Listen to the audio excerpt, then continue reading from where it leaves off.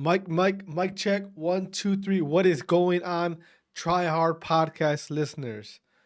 How are you guys today? Happy Monday. Listen, I'm recording this right now on a Sunday, but this is the only time I got to actually do an episode. So we're gonna act like it's Monday, all right? But even though it's Sunday, okay, there's NFL playoffs, which I am not watching because, well, the Packers lost last week and fuck everyone else. I don't care. But how you guys doing today? I'm feeling good, relaxed, calm, COVID free. I'm about to crack open energy drink. Can't really tell you which one it is because we are sponsored by an energy drink, and yeah, you know how that goes. Good stuff right there. Listen, guys, how you guys doing today? All right, hope you guys are having a good day or good morning, good day, whatever time you listen to this podcast. Shout out to everybody on YouTube. I'm finally starting to upload these episodes on YouTube. Before I would just pretty much just export the audio and just upload to iTunes, Spotify, and everywhere else. Didn't really give a crap about YouTube, but seems like a huge percentage of Call of Duty fans, competitive Call of Duty fans, watch their content, listen to their podcasts on YouTube. So I figured, hey, got to do that and got to keep up with that, even though it's a pain in the ass. All right, it's uploading content and YouTube videos. It's like you got to sit there. These episodes are usually over 30 minutes, so you got to sit there. You got to wait for the thing to upload. You got to wait for it to process. You got to make sure it's in good quality as far as HD. It's a pain in the ass. All right, I'm not gonna lie, you guys. It is a pain in the ass, but hey, it's part of the thing that I agreed to do this year. As far as 2022, I wanted to do weekly episodes of this podcast. Hopefully more than one episode a week. Hopefully, but for sure, one episode a week.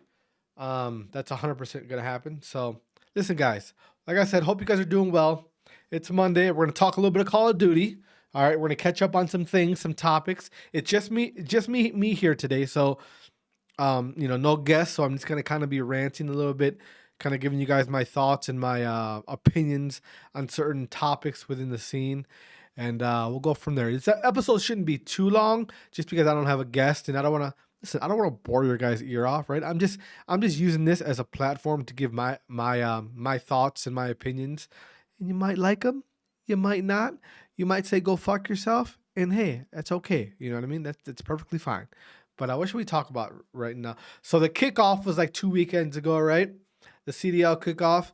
Hey, in my opinion, a success. All right. I thought it was a successful event. I enjoyed watching the matches. It felt really good to have Call of Duty back.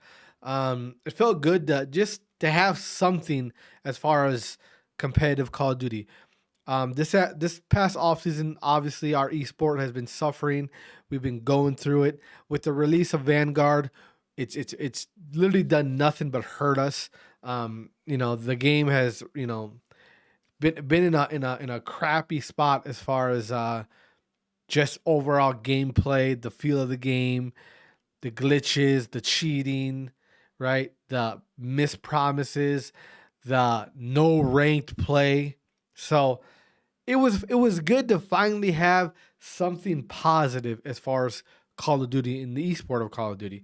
So to have the CDL kickoff, to me, it was a success. All right. Mind you, the viewership was down. Viewership was pretty low. I think it was averaging around 40K in viewers, which, it is what it is. Nothing crazy. It's not that bad, but it's not crazy.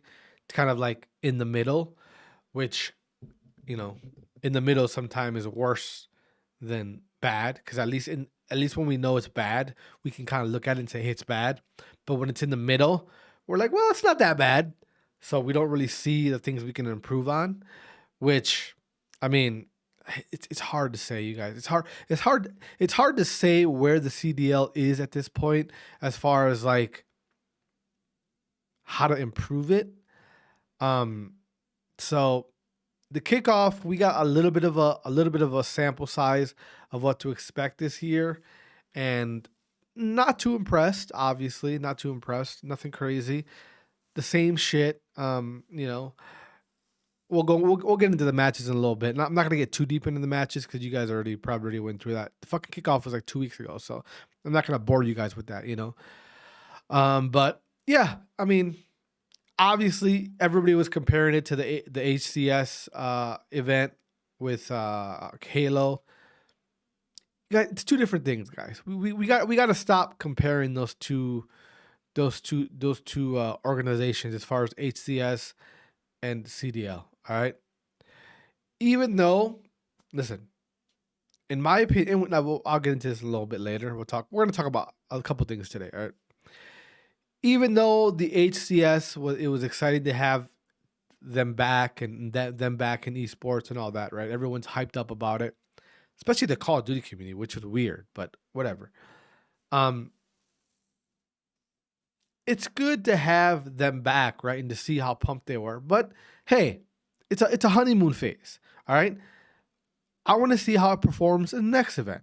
All right. If they keep those numbers up, then all right, we got some. But more likely they're not. All right. It's normal for people to be excited. It's normal for the numbers to be high. It's normal for the hype to be real. That's all normal when something comes back from a long hiatus. You know what I mean? So it is what it is. Call of Duty, we've been around. We've stuck around. We haven't gone anywhere. So it's kind of like one of those things where we know what to expect. You know what I mean? So I didn't expect the numbers as far as viewership to be crazy high. I didn't expect it. So I wasn't like disappointed in it. I was kind of like what I expected it as far as like average viewership, right? So I don't know. I enjoyed it. It was good to be able to come home, have some matches to watch, be able to come home and at the end of my day and see who was playing who, look forward to the matches, watch the new players, watch the new rosters. It was good, man. It was good. I enjoyed it. As far as the event goes, as far as the teams, how they performed, I think the standout team was probably the Seattle Surge, which to me is not really a standout team because I I expected them to be decent, good, the biggest storyline with them was obviously them beating Atlanta FaZe, and I even tweeted this, why are y'all surprised? Why are you surprised that Seattle Surge was able to keep up, even beat Atlanta FaZe, right? First of all, Atlanta's not going as hard as they should be, right? We all know that. That's pretty well known. They hate the game. We all know that. They haven't even started to really play at their full potential. So I don't think Atlanta FaZe even took this kickoff that seriously, to be honest with you. So I don't think them losing to Seattle was as big a deal as people are trying to make it out to be. I think Atlanta is just like, whatever. It's a fucking kickoff. Well, we'll get back into form. So I'm excited to see what Atlanta does coming off that that loss to Seattle. So I think Seattle might have awoken the sleeping giant. So it's gonna be interesting. What else? Other news?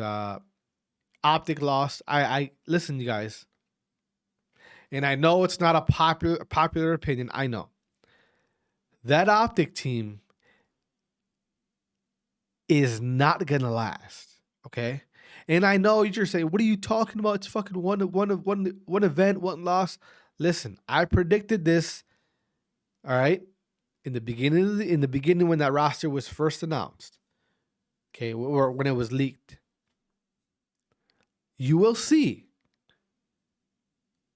that roster will not, let me repeat that. Optic Gaming, Optic Texas, whatever the fuck name they're using nowadays, will not last. Okay? It won't. I'm not saying the players are shit. I'm not saying they're not good. That group of guys will not gel. All right? One thing I'm happy about Optic losing is that, can we stop putting so much weight into fucking scrims, right? Can we stop that? Like, everyone is basing these teams, as far as how good they are, off of scrims, bro. Like we need to stop that. We need to stop that. Tactical Rab, this is a message to you. I don't want to see the damn scrim count on your videos anymore. That shit don't mean nothing. It don't mean nothing. It's pointless. We have to stop. It's dumb. People are putting too much weight into these scrims, and Optic was a perfect example why we should not give a fuck what the scrim counts are. We shouldn't care. All right? We shouldn't care. They mean nothing. Nothing. So Optic lost or whatever, blah, blah, blah. They're out of the tournament, whatever. Another team that I kept an eye on just because they were a new team was Boston Breach. They lost first round. Listen, guys. Another prediction of mine. It's not rocket science. Like it's not rocket science to see which teams are going to be good this year and which ones are not going to be good. It's not rocket science. And I get it. A lot of you guys are fan of these players. So you because you're a fan of them, your minds are clouded as far as being able to see the true potential of the rosters. Not the players. Because in my opinion, if you're in the CDL, you're one of the top Call of Duty players in the world. All right. So you have talent. As far as building a roster, that's something way different. Right? Something way different. When you build the roster, you're not just factoring in how cracked a player is, or how good a player is, or how they compete at a tournament. You got to factor in mindset. All right, personality. Okay, do they get along with teammates? Are they selfish? All right. Are they a little overrated? Okay. Listen, that Boston Breach team has that. Okay. They have that. The fact that the Boston Breach is making methods, Zinni, whatever you guys call them, the face of the franchise. You guys know what face of the franchise means, right? The face of the franchise is this is our guy. This is our guy for the next however many years, right? This is the guy we're gonna put all of our investment in. This is the guy that's gonna lead us to the promised land. All right. Now, in typical sports, all right, they call it the franchise player, right? The franchise player, which that's what Boston is slating Methods as the franchise player. Okay. Let's go to let's do something. Let's go to Methods. Codpedia. Methods. Anthony Zinni. All right. How old is this man? Okay. Methods. Okay. Now, in typical sports, right? Typical anything where it's competitive, team-wise, sports, esports, whatever. Generally, when you have the franchise player or the face of the franchise, that's usually somebody that you're going to be able to win soon and you're going to be able to win with in the future, right? That's your star. All right.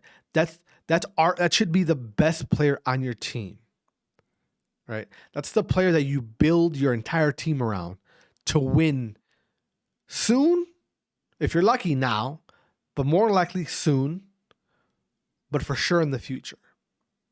Okay. So the Boston Breach, from what social media, from what Twitter, which is social media, whatever, from what the information that I'm gathering, and from what Boston Breach is doing, Methods is their face of the franchise. He is their franchise player. Now, someone like me who I've been in the scene for a little bit now, right? You look at someone like Methods, okay? He put the time in, all right? He did. He's been around for a while. He's 24, not 21. He's not 20. He's not 19.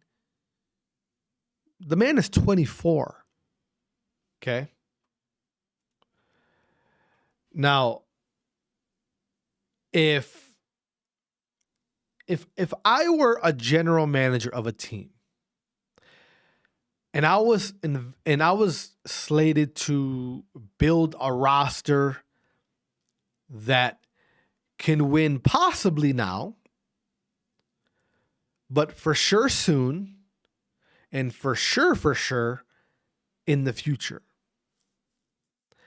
my first pick would not be a 24-year-old player who got tucked to bed in the amateur scene the last year and a half that he was a part of it, right? Didn't finish, I think, higher than T6 or T4 in the amateur scene. Okay, that's below the pro scene. That player, again, who got tucked in the amateur scene for the last year and a half that he was competing, is 24, about to turn 25 in August, according to his Codpedia background information. Okay. A player that the last time he was a pro, when the team that he was a part of dropped him, they got immediately better. They became the second best team in Call of Duty when they dropped him. So you're telling me, as a Boston Breach manager, general manager, management, you thought it was a good idea to pick up a player that was getting tucked to bed in the amateur scene that he was playing in the last year. And on top of that, when he was a pro, the last time he was a pro, he got dropped, and the team that dropped him got immediately better, and they ended up becoming the second best team in the game when they dropped him. So you're telling me your thought is, that's the guy I need on my roster. That's the guy I'm going to make my franchise player. Now, listeners of the TryHard Podcast, which I love you guys. Use your head here. After everything I just explained to you, 24, about to turn 25 in August, getting tucked to bed in the amateur scene, which is the D League of the CDL, got dropped from his past pro team. That pro team ended up becoming the second best team in the game, got immediately better, started winning immediately after they dropped him. Would you, as a normal thinking person, look at that player and say, that's the guy I want to build my team around? Would you? I'll wait. Nah, I don't think you guys are dumb. Okay. Now, the problem is the equalizer that Methods has. He's a personality. All right? He's a personality. He is. People love him. He does good impressions. He was fat, now he's skinny. He does a really good impression of Donald Trump. I think that's actually, it's actually impressive. He has this whole no zinny, no winnie thing, right? Which is completely false, obviously. You guys say no zinny, no winnie. Toronto says, hold my beer. Okay? Now, you decide to make that player the franchise of your team, the franchise face of your team, because he has a little bit of a following. Okay. Now, Boston Breach, if you're going down that route, now we're getting into a sticky situation, because now it seems like winning and actually building a competitive team is not your main thought. And I get what you're saying, you guys. I get it. Garza, relax. One fucking kickoff. I get it. And I completely agree with that. You're right. I might be reaching here. Okay? I might be reaching here. But I'm talking as if I was a general manager of a team, trying to build a roster, trying to build a winning roster soon and in the future, right? Methods would not be my first pick. Okay? His track record supports that. Wouldn't be my first pick. And then the second player you pick up is TJ. And obviously you guys know Methods and TJ, they're together and whatever, right? TJ, a player who's been kind of just sailing by, just not really performing, but just doing enough to stay involved in the scene. So you pick those two guys to be the vets and the faces of your franchise. Okay? Listen, in my opinion, the positive thing that Boston Breach has going for itself is Nero and Capsidal. And Capsidal, we don't even know yet. He just had one good event. We don't know if he's going to be nasty or not. If he's really going to be like good. Like we have one event, so we don't know. Okay. But at least with those two players, young, potential, room to grow. All right. Can be molded. All right. If I'm a general manager, those are the players. Those type of players are the players that I want to build around. Those are the type of players that I want to make the face of my franchise. All right. Youth. Unlimited potential. They haven't even touched their ceiling yet. We don't even know where the fuck their ceiling's at. They're just getting better. You're telling me Methods is getting better? His track record don't say that. And I get it. It's one event. You're getting out? But listen, one thing about me, guys, is I like to look at teams and rosters, and I don't just look at the first event or the second event. I look at what's ahead of them. Okay? What breaks my fucking heart about this Boston Breach team is if they don't win or if they don't even place top 4, there's going to be a roster move.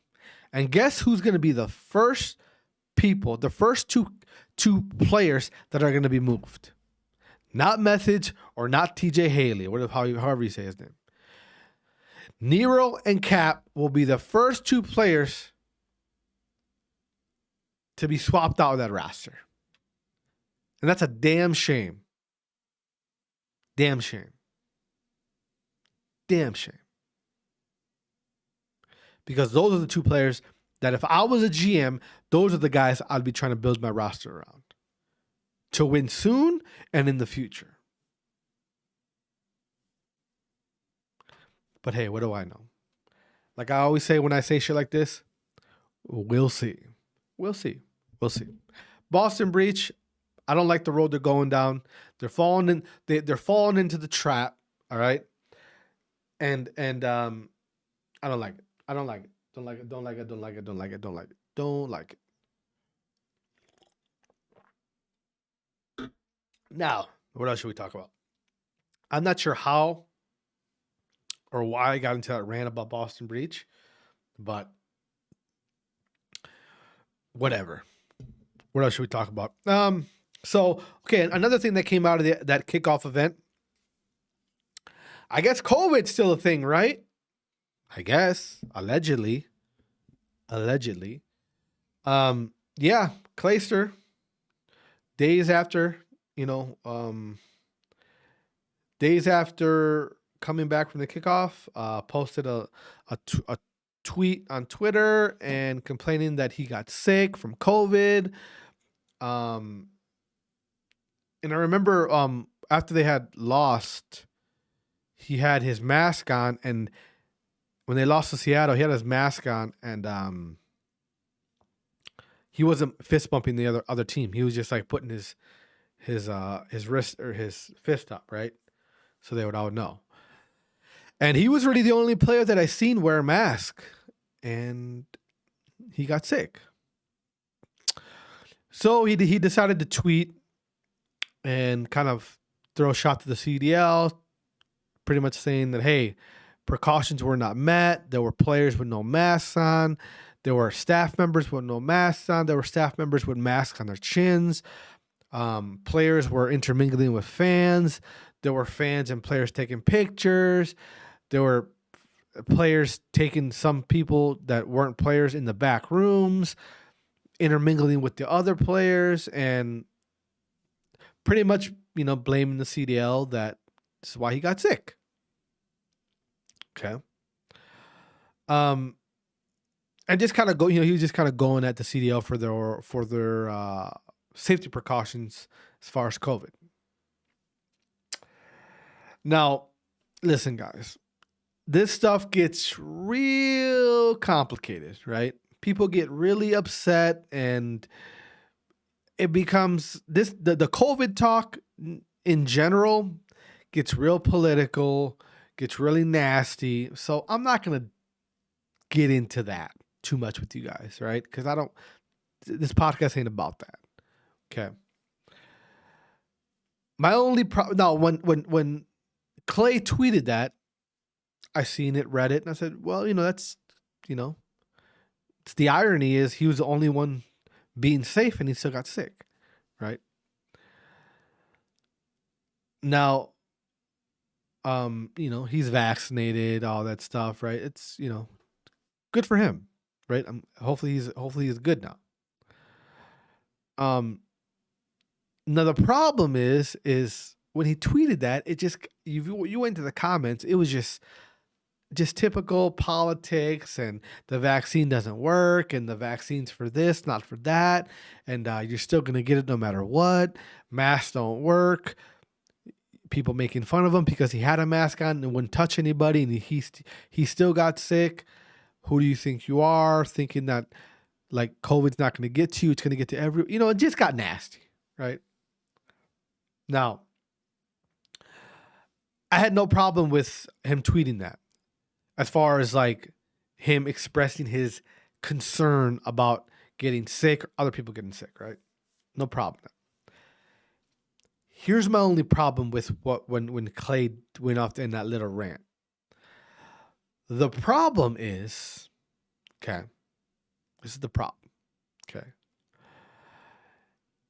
In that tweet thread or whatever, he said that he had him and other players pushed for the kickoff not to have fans, right? Here's the problem, you guys. You guys have to understand. All these teams, all these organizations, all these franchises, they are itching to make some money, okay? Understand, they've made no money the last year, 2 years, all right? And it's not their fault. They can't control COVID. They can't control what happened in the world, the pandemic. They can't control none of that, okay?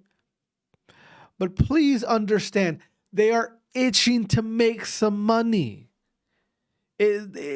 Investors, people who put money into this league, who paid the franchise fees, they want to make money. They are hurting.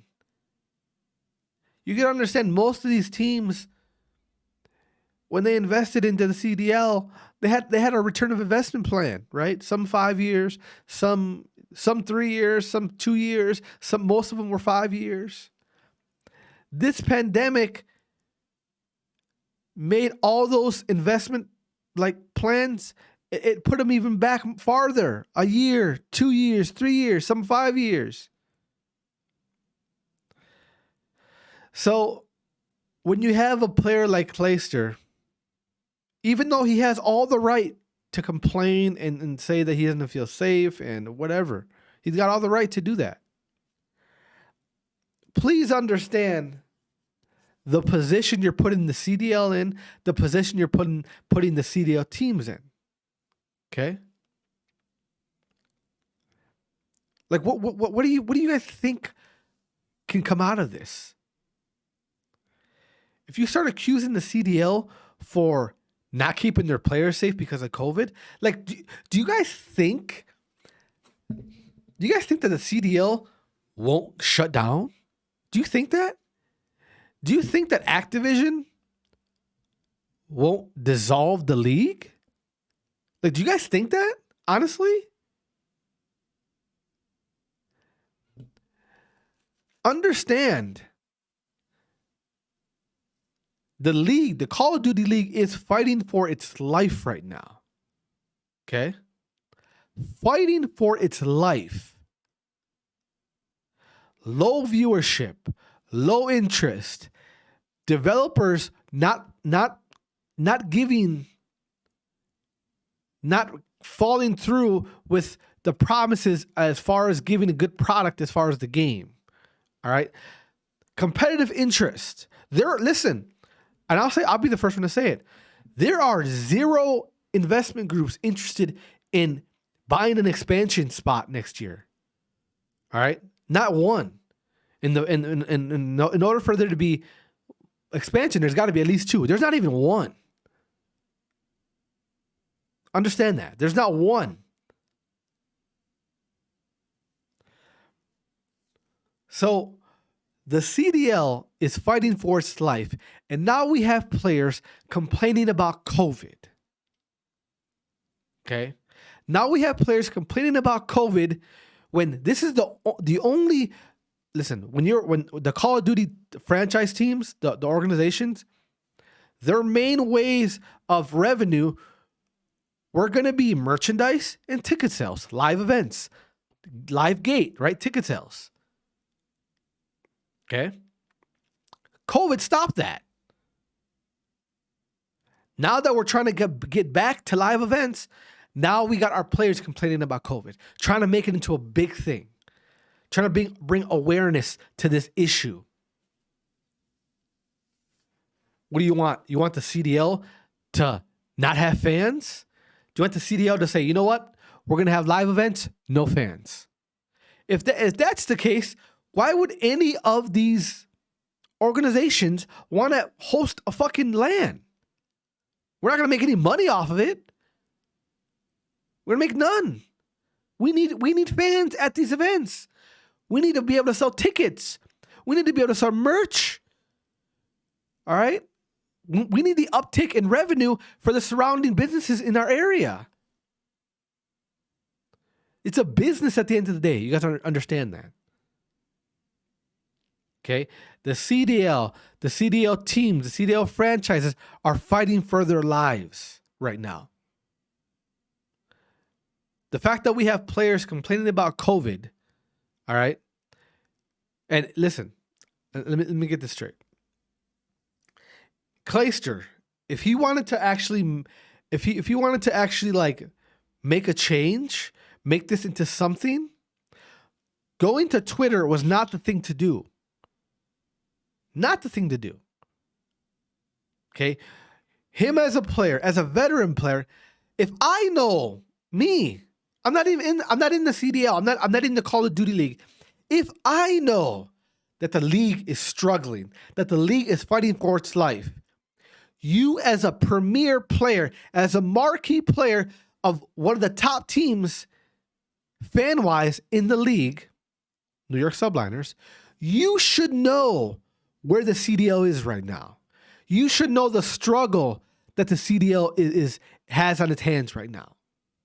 All right? You should know that.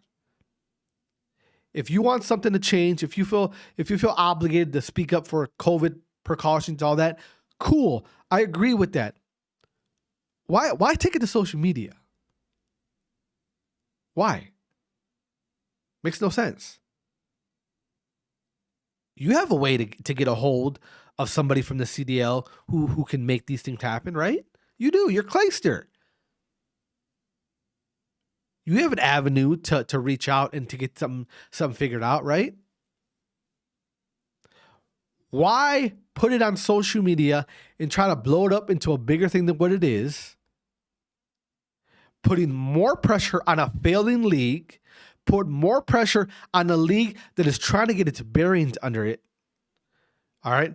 Put more pressure on a league that isn't even sure if it wants to do it anymore. Why do that? Why do that? Makes no sense. Makes no sense. I don't get it. I really don't. I really don't. I don't get that mindset of wanting to complain on social media. Wanting to complain on social media when you're somebody that can actually reach out and actually talk to somebody to make these changes. Okay. Knock on wood, this shit didn't really go as far as people were trying to make it to, right? And hopefully the CDL, makes some changes. But if your players in the Call of Duty League, if you are current CDL players in the league right now, and you are pushing for no fans at LAN events, I need you guys to put all your money in, put it in a pool, and buy the CDL a coffin. Because that shit's going to die immediately if you guys try to get it where there's no fans at these live events. That shit will die immediately.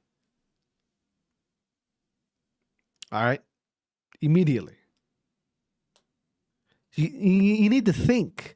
Clayster's like, what, 25? You're a grown man. You need to think. You need to think before you do these things, before you tweet these things out. You have to. This should be over. If you're somebody that thinks that the CDL is too big to fail, again, I've said this multiple times. If you think the CDL is too big to fail, you, my friend, are a moron. The league is fighting for its life right now. Okay? Players, pro players, you got a problem with the league? Don't take it to Twitter. Okay?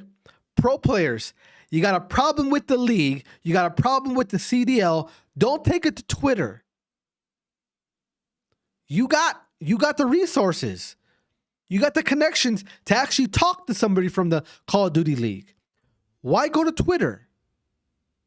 Why go to a social media platform and put more pressure on a league that is fighting for its life? Somebody explain that to me. I'm confused. This shit, snap a finger and this shit all can go away. Keep playing. Keep playing. Keep playing. Keep playing. Shit, this is real. Gotta use your head. Gotta use your head. Use your fucking head. All right? Use your head. It's not hard. That's the only thing that got me mad about the whole Clayster thing was that. I don't. If he feels unsafe, he's got a right to voice his displeasure on safety. But why do it on a social platform like that? Why? Talk to somebody at the league.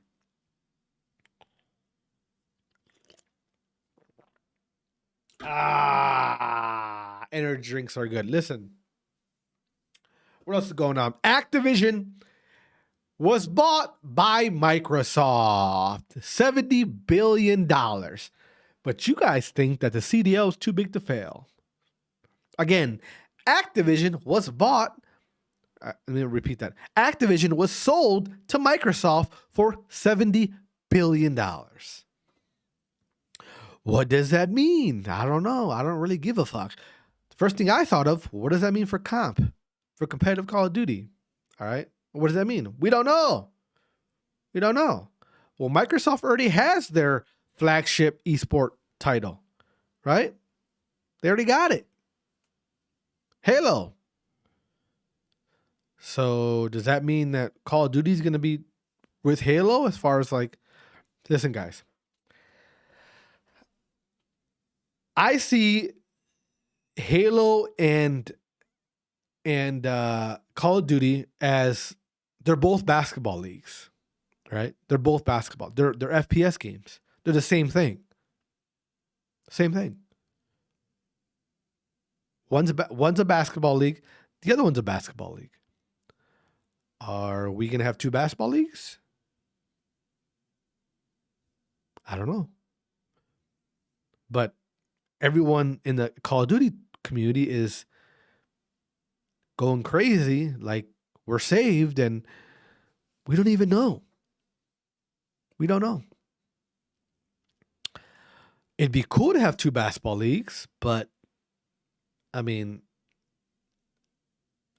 who knows? Who knows what's going to happen?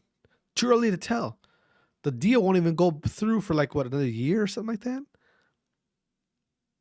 Who knows? Who knows what that does? Who knows what that does? I don't know. It was a fucking, like, it blindsided the majority of the community to see that. I don't know, man. It's one of those things where obviously you want to be optimistic and it's gonna and think that it's gonna help our community and take us back to the top. I don't know. Do not know. We'll see what happens. My advice to a lot of the players would be just sharpen up those resumes just in case. And I'm not talking about Call of Duty resumes. I'm talking about like a job resumes. Just, kind of dust them off a little bit and update some shit. Oh, I got a different number. Oh, okay. Put your new number in, put your new address in, just shit like that. Just in case. Because who knows? Who knows what's going to happen out of that? Who knows?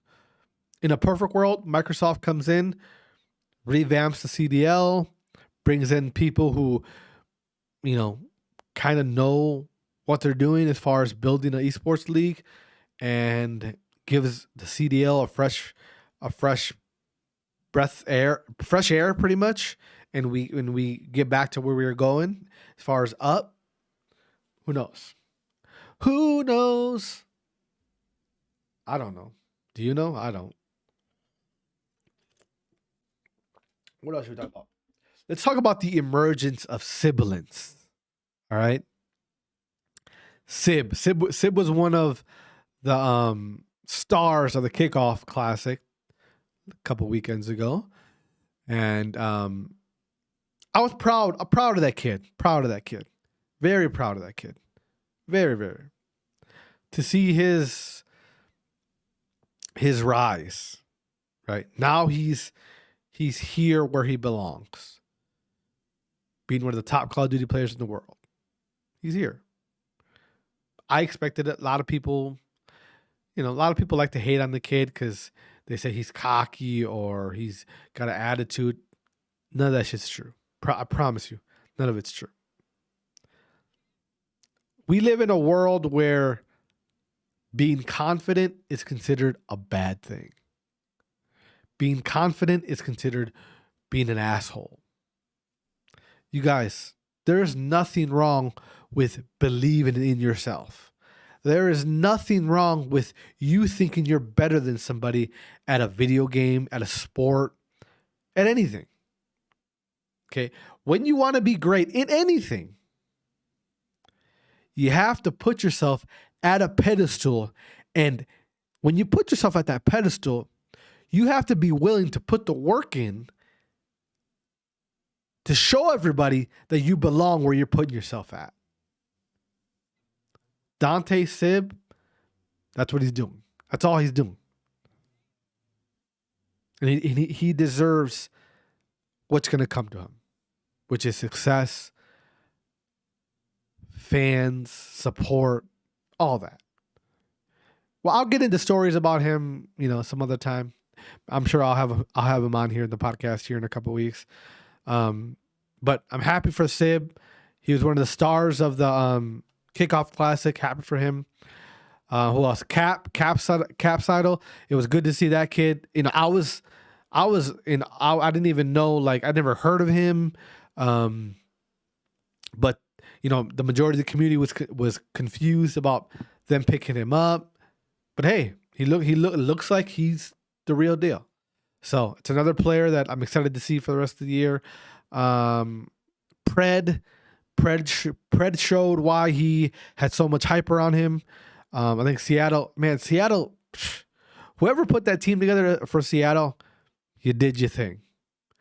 You got some players. You got some players that want to play together. You know what? Let's talk about Seattle. Seattle, let me give you a clap. A good clap for Seattle. Seattle finally got a roster full of kids, of players that want to be there. Okay? That want to be there. Good for them. Good for them. I'm a fan of Seattle, and I hope and I pray that they continue the success, even though it's just a kickoff, even though that's momentum they got now. They got momentum with young guys. I mean, I'm excited for that team. Accuracy. I mean, I once said that we need to stay away. The teams need to stay away from accuracy. He shut me the fuck up quick. He's reinvented himself with this roster. God, see, listen. If you're an up-and-coming player, if you're an up-and-coming challenger player, you should be looking at Seattle as what could become of you. Because that's what Seattle is. Seattle is a bunch of players from challengers. All right? From challengers. From the AM scene. That's what Seattle is made of. Sib was an amateur a year or 2 years ago. Pred was an amateur a year ago. Mac was an amateur 2 years ago. Like, God, I'm excited for that Seattle team. Truly am. What else should we talk about? Let's see. I don't want to bore you guys too much. Oh, the elite series, right? The Challenger Elite Series just happened.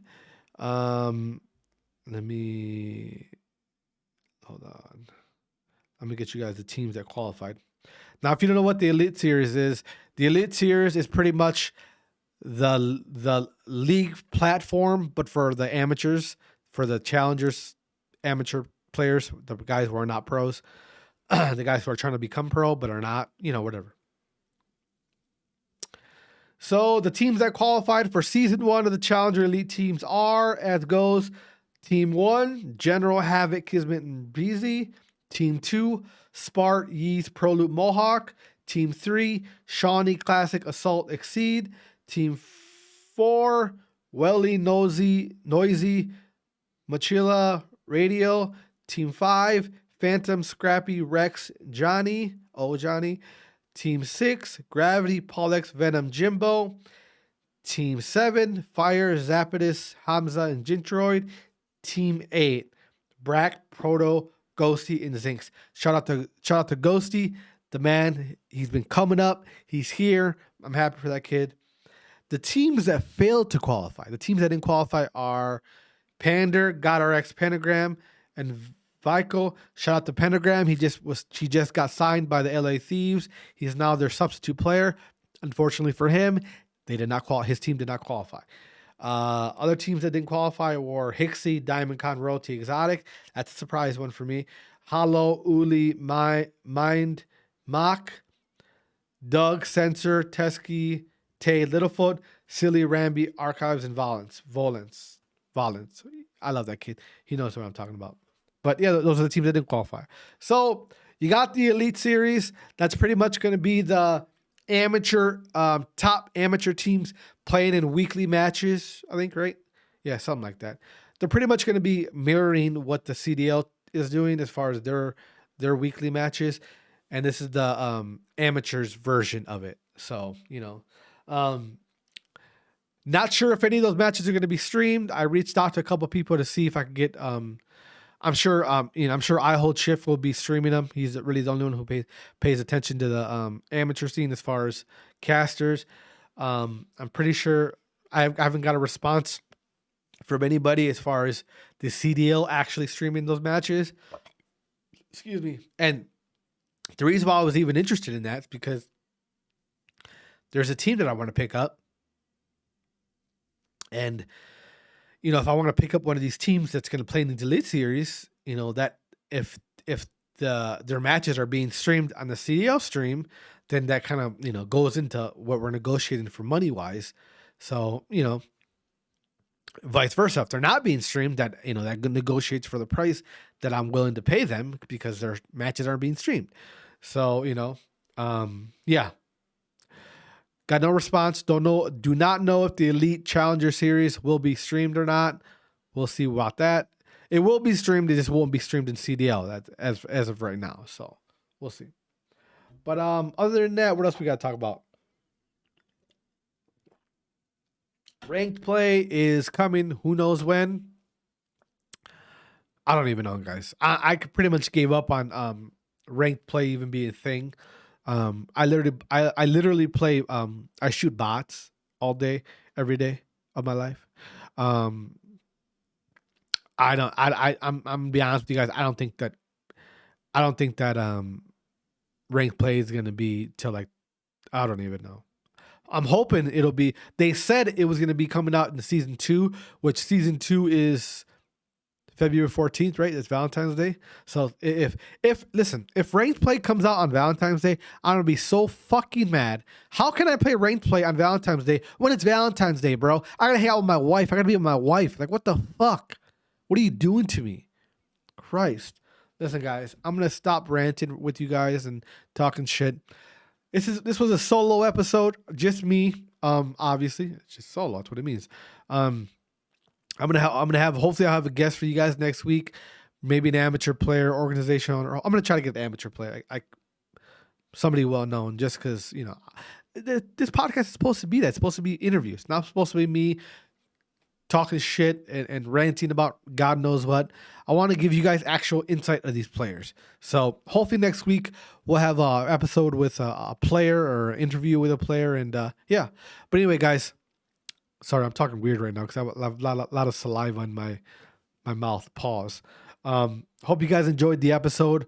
Hope I didn't offend you too much. Either way, I love you guys. Thank you for checking out the past episodes.